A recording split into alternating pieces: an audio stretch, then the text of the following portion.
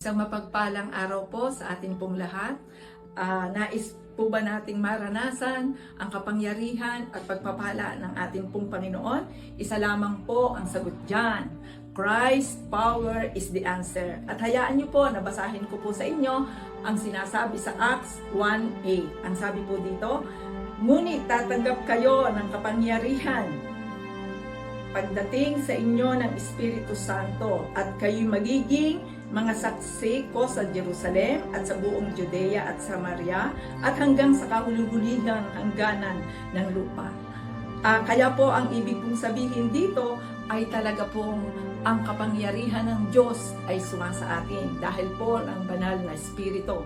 Kaya anuman po ang ating alalahanin sa buhay, lagi po nating tatandaan may kapangyarihan po na nagmumula sa banal na Espiritu na atin na pong tinanggap. Kaya po huwag tayong mag-alala, huwag tayong matakot at sa lahat po ng ating mga tanong, Christ is the answer po.